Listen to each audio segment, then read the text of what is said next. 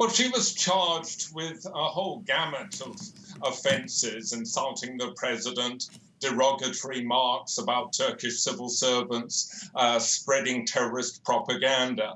Basically, these offences were committed in tweets that she posted online between 2012 and 2017, in which she supported the Gezi Park protests of 2013 against Erdogan, the Armenian genocide memorial events. She referred to President Erdogan by distorting his middle name. His middle name is Tayyip. She called him Tayosh. Such a distortion wouldn't normally be regarded as a criminal insult. And in one of her court hearings, she got up in the dock and she read out a poem by Nazım Hikmet, Turkey's most famous poet, who spent many years in a Turkish jail for being a communist. And in this poem that she read out, Hikmet's theme was that his persecutors were the servants of injustice. And her reading of that poem then became part of the charges against her. And it was said that this poem showed that she expressed no remorse for her offences, and for that reason today she was sentenced to 9 years in jail and 8 months, and the sentence was not suspended. Now, to pull back from these details, what basically is going on here is that Canan Kaftancıoğlu was the brains behind the opposition mayor Ekrem İmamoğlu's victory in the Istanbul elections in March and in June.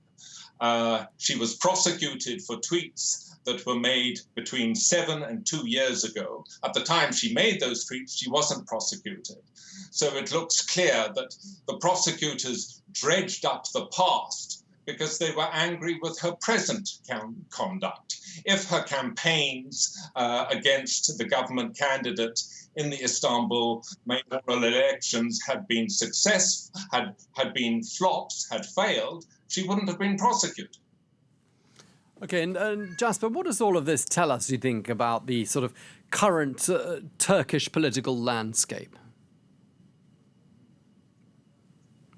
Well, you know, I asked a political analyst this week what was going on in Turkey at the moment, because it looked as if Erdogan was being unnecessarily harsh.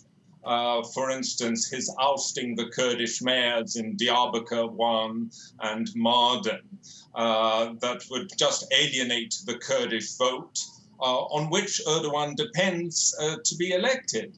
And the political analyst replied with an allegory. He said, you know, in the shanty towns, when the neighborhood bully feels that he is losing his authority, people aren't so frightened of him anymore.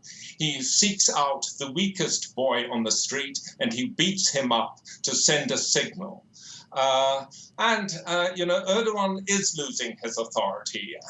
Academics have written that his influence is falling, and that's only to be expected. He's been in power for 17 years, which is longer than Helmut Kohl of Germany or Margaret Thatcher of England. In the Istanbul elections in June, 3 months ago, he lost the conservative suburb of Fatih. Now, Fatih is a suburb that is packed with mosques, very Islamic people. And when the voters of Fatih vote for the secular opposition, then it means that they think Erdogan has gone too far.